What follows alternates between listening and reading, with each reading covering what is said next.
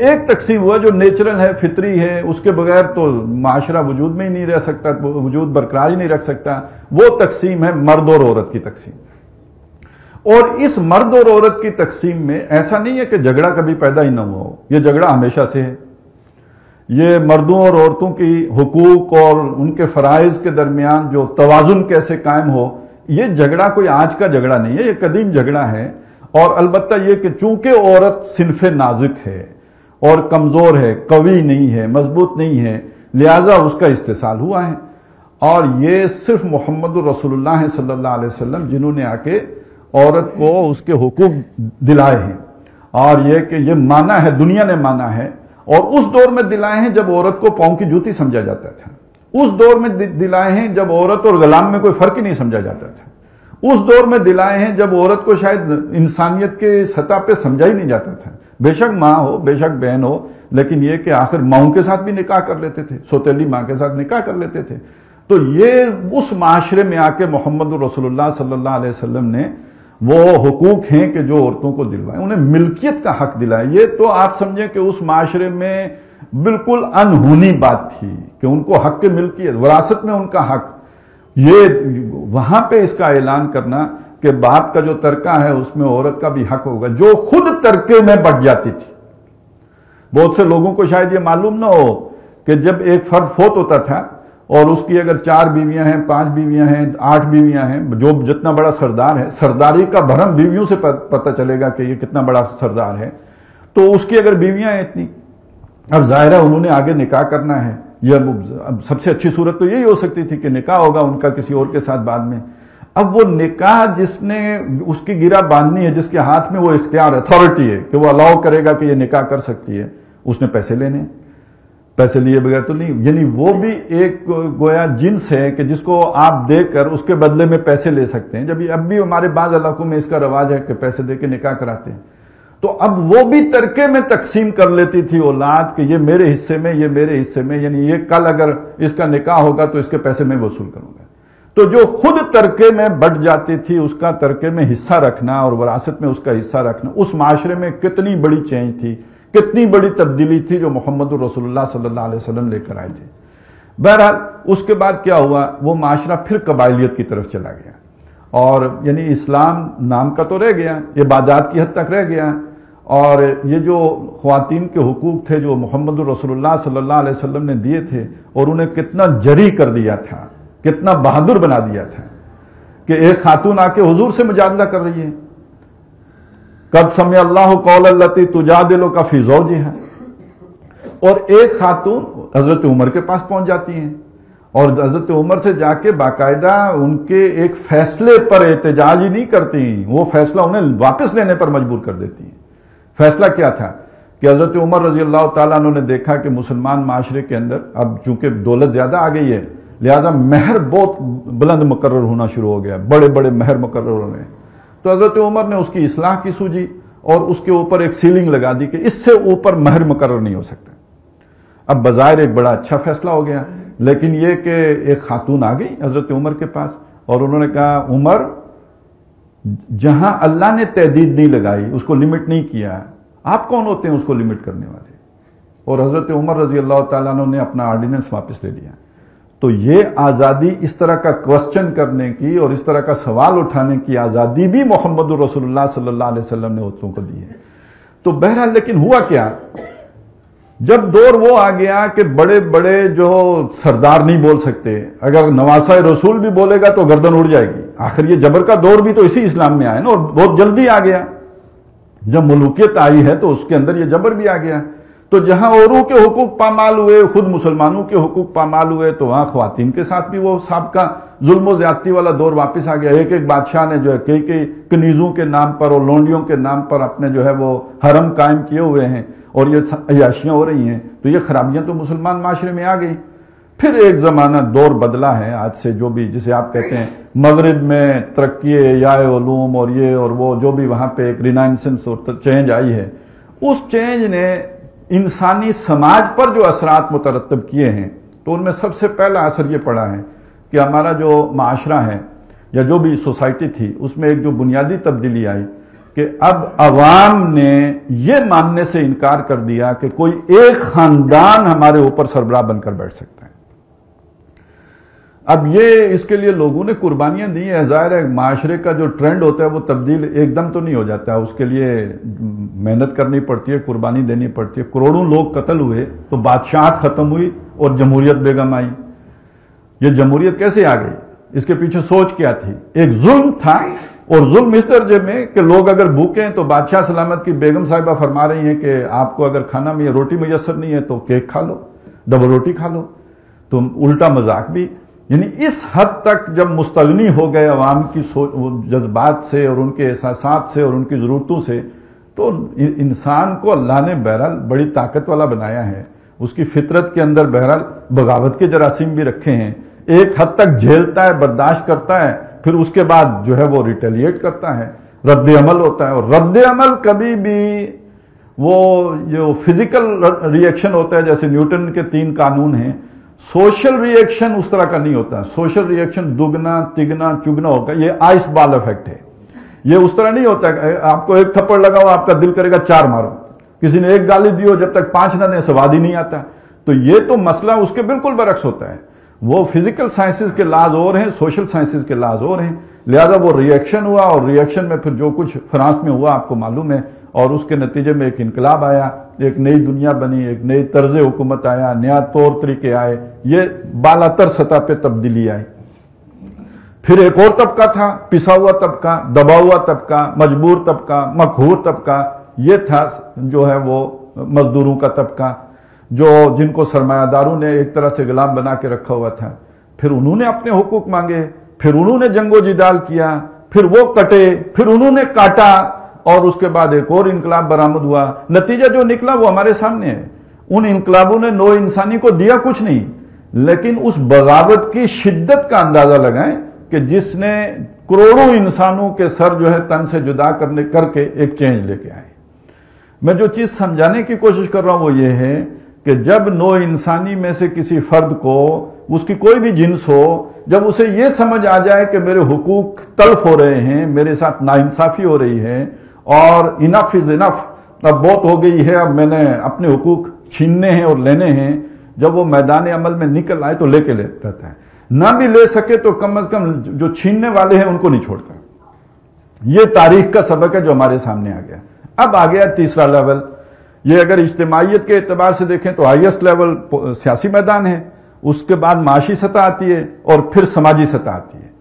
اچھا، ادھر اسلام کے اعتبار سے جب ہم دیکھیں تو جتنا قانون، اسلامی قانون کے اندر جتنی زیادہ تفصیلی رہنمائی سماجی نظام کے بارے میں دی گئی ہے، اتنی نہ معاشی نظام کے بارے میں ہے نہ سیاسی نظام کے بارے میں ہے۔ جو سورہ بقرہ میں جو تفصیلات ہیں، آئلی قوانین، اس کے آگے سورہ نساء میں آپ دیکھیں، پھر یہ کہ جو سورہ نور میں، سورہ احزاب میں، سورہ مجادلہ میں، سورۃ الطلاق میں، یہ ساری جو تفصیلات ہیں، یہ ساری کی ساری خاندان کے نظام کے بارے میں ہے۔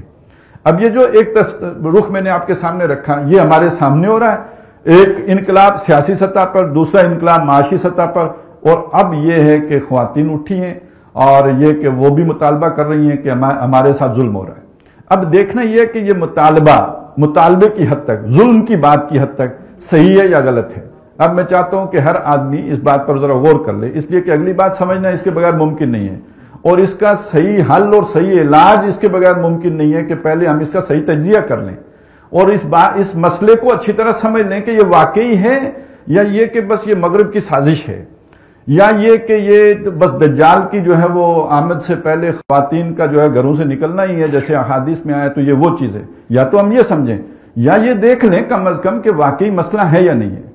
اب بحیثیت مسلمان ہم اس کو ٹیکل جو کر رہے ہیں اور جو ہم اس کو دیکھ رہے ہیں کہ حملہ کس چیز پہ ہوا، جی ہمارے اسلام پر حملہ ہوا ہے، تو پہلے یہ تو دیکھ لیں کہ اسلام نے خواتین کو جو حقوق دیے وہ ہم دے رہے ہیں۔ ہمارے معاشرے میں ہم مسلمان، ہم خواتین کو، اپنی بہنوں کو، اب خواتین کا مطلب وہ لیڈی نہیں ہے جو بینر اٹھا کے کھڑی ہے، اب خواتین کا مطلب وہ ہے جو میری بہن ہے، اب خواتین کا مطلب یہ ہے جو ہماری اپنے گھر میں بیٹھی ہوئی خواتین ہیں، وہ جس بھی صورت میں ہیں، ماں کی صورت میں ہیں، بہن کی صورت میں ہیں، بیوی کی صورت میں ہیں، ان کو وراثت میں حق ہم دے رہے ہیں۔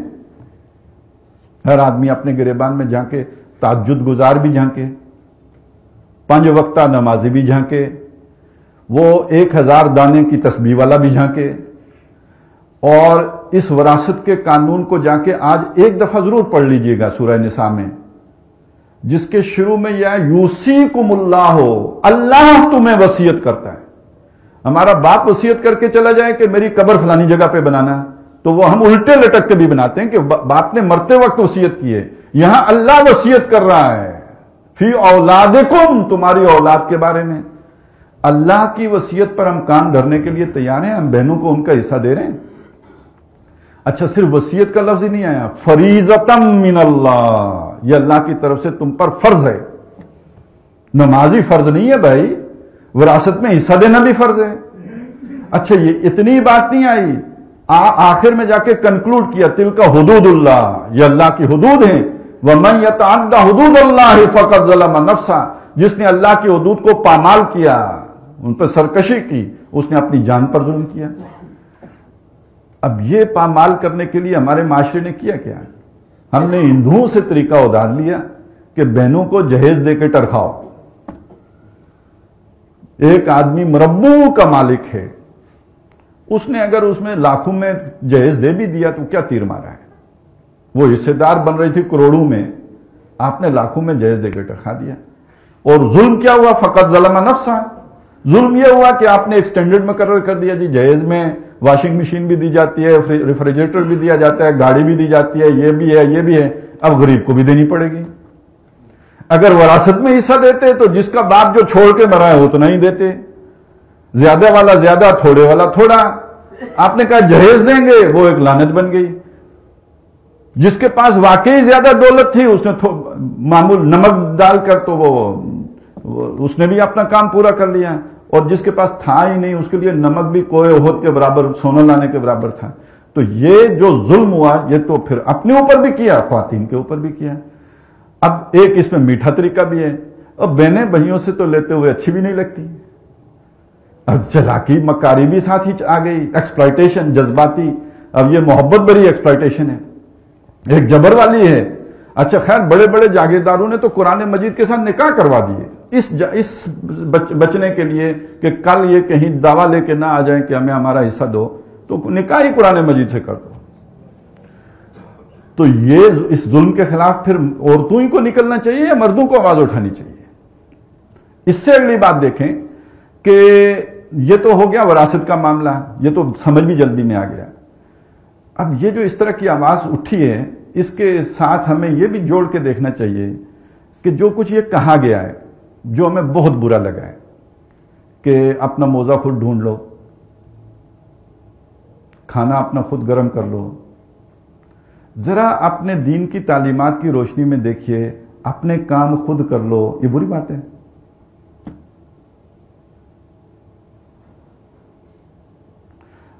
اور خواتین کو نان نفقہ دینا تو ہمارے ذمے ہے۔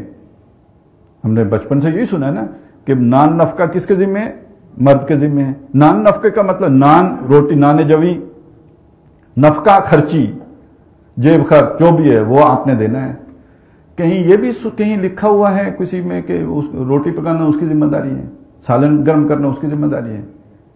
یہ احسان کا معاملہ ہے، کرے تو آپ اس کو اور جو عزت دیں۔ اس نے آپ پر احسان کیا ہے، آپ نے اسے نان نفقہ دیا تو فرض پورا کیا ہے۔ آیا ہمارا رویہ یہ ہے؟ بات چھوٹی سی ہے، میں سمجھتا ہوں کہ گھر اس کے بغیر نہیں چل سکتے، سارے وڈیرے نہیں ہیں کہ وہ گھروں میں نوکر رکھیں، اور سارے خود کھانا گرم کر بھی نہیں سکتے، یہ تو کام تقسیم ہی کرنا پڑتا ہے، خواتین بھی کرتی ہیں، مرد بھی کرتے ہیں، مل کے کرنا ہوتا ہے۔ لیکن کیا ہم یہ سمجھتے ہیں کہ یہ میرے اوپر احسان کر رہی ہے، میرا ہاتھ بٹا رہی ہے جب یہ گھر کا کام کر رہی ہے، جب کپڑے دھو رہی ہے؟ میں آپ کو صرف ایک واقعہ سنا دوں۔ حضرت عمر رضی اللہ تعالیٰ عنہ وہ اپنے گھر میں تھے، ایک صاحب ان کو ملنے آئے، اس لیے کہ ان کے گھر میں جھگڑا ہوا تھا، میاں بیوی کا جھگڑا تھا، وہ مشورہ لینے آئے، مشورہ حضرت عمر سے لینے آئے۔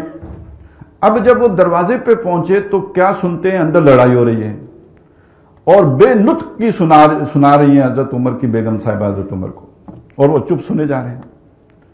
یہ ناک کر چکے تھے، ان ساتھ یہ باتیں بھی سن لی۔ اب جب دروازہ کھولا حضرت عمر رضی اللہ تعالیٰ عنہ نے تو یہ واپس جا رہے تھے. انہوں نے سوچا اس نے مجھے کیا مشورہ دینا ہے جس کا اپنا حال گھر میں یہ ہے. حضرت عمر تاڑ گئے, سمجھ گئے بات. انہوں نے بلایا پیچھے سے, انہوں نے پھر ان کو پوچھا کیوں آئے تھے. انہوں نے کہا بس ویسے ہی آیا تھا. تو انہوں نے بتایا دیکھو میری بات سنو, یہ ہمارے لیے کھانا پکاتی ہیں, یہ ہمارے بچوں کا خیال رکھتی ہیں, یہ ہمیں کپڑے دھو کے دیتی ہیں, یہ اس طرح کرتی ہیں, یہ اس طرح کرتی ہیں, تو کیا معلوم کیا فرق پڑتا ہے کبھی تھوڑی بہت بڑھاس نکال لیں. اگر آپ یہ سمجھیں یہ سارا کچھ کرتی ہیں, اپنی ڈیوٹی پوری کرتے ہیں, تو پھر تو آپ بڑھاس نہیں برداشت کر سکتے. لیکن اگر آپ یہ سمجھیں کہ یہ سارا کچھ کرتی ہیں, ہمارے اوپر احسان کرتی ہیں, ہمارے لیے جو ہے ہمارے ایثار کرتی ہیں, قربانی دیتی ہیں, اپنی میں مار کے جو ہے ہمارے لیے یہ خدمت کے کام کرتی ہیں ساری, تو اب اس کا نتیجہ کیا نکلے گا؟ آپ کے اندر یہ رویہ پیدا ہوگا کہ کبھی اگر ان کی طرف سے کوئی مس بیہیو ہوگا تو آپ کا ریئیکشن بڑا کنٹرولڈ ہوگا. آپ سمجھیں گے کہ ٹھیک ہے اس نے بھی تو میرے لیے اتنا ایثار کیا ہے تو میں اس کی یہ بات سن لوں. ایک ہے ریڈ لائن ہوتی ہے, ضرور ہوتی ہے. مرد کو اللہ تعالیٰ نے الرجال قوامون علی النساء جو انتظامی اختیار دیا ہے. اچھا مزے کی بات ہے وہاں ہم سب لیٹے ہوتے ہیں, جہاں کھڑا ہونا چاہیے وہاں لیٹے ہوتے ہیں, اور جہاں غیرت کرنے کی کوئی ضرورت نہیں ہے وہاں ہم غیرت مند بن کے کھڑے ہوتے ہیں. اب وہ کون سی جگہ ہے جہاں ہمیں کھڑا ہونا ہے؟ جہاں اللہ کے دین کی بات آئے گی, جہاں کوئی حق بات کہنے کی بات آئے گی. وَلَوْ عَلَىٰ أَنفُسِكُمْ أَوِ الْوَالِدَيْنِ, وہاں یہی بیڑیاں بن کے کھڑی ہو جاتی ہیں کہ کیا کریں. اب یہی جو شادی بیاہ کی رسومات ہوں گی, اس میں سب سے بڑا جو ہے وہ دباؤ کہاں سے آتا ہے؟ ہم نے بہت بڑے مرد مجاہد دیکھے ہیں جو آ کے خطبہ سنتے ہیں نکاح والا, اور وہ اس میں سارا اصلاح کی بات کو پسند بھی کرتے ہیں, کہتے ہیں جی آپ نے بات بڑی اچھی کہی ہے, بالکل ٹھیک بات ہے, ایسا ہی ہونا چاہیے, میرے تو دل کی بات ہے. جب اپنے گھر شادی کا موقع آئے گا تو کیا کریں؟ خواتین نہیں مانتی. تو جہاں کھڑے ہونے کی بات تھی وہاں خواتین نہیں مانتی, اور جہاں پہ ذرا تھوڑا نرمی کرنے کی بات تھی وہاں معلوم ہوا کہ جناب آپ اکڑ کے کھڑے ہو گئے, نکاح ختم کرنے کے لیے تیار ہو گئے. تو جب یہ چیزیں ہو رہی ہوتی ہیں, چلتی رہتی ہیں, تو دیکھیں زمانہ اب بدل چکا ہے, اب ایک مختلف دور آ چکا ہے. اب کمزور لوگوں کو بھی زبان مل چکی ہے, ان کے حقوق کا تحفظ جو ہے وہ عالمی سطح پہ جو ہے اس کی باقاعدہ جو اقوام متحدہ کے چارٹر پر شامل ہے. اور اس میں ایک بات اور سمجھ لیجئے کہ یہ شیطان کے پروگرام میں بھی شامل ہے. جو بات یہ کہی جاتی ہے کہ یہ شیطانی ایجنڈا ہے, یہ بات بھی سراسر غلط نہیں ہے. اس لیے کہ احادیث میں اس کا ذکر ہے کہ جو سب سے آخر میں دجال کی طرف نکلیں گے تو وہ خواتین ہوں گی. لیکن یہ کہ کیا ہم دھکا دے کے نکالیں؟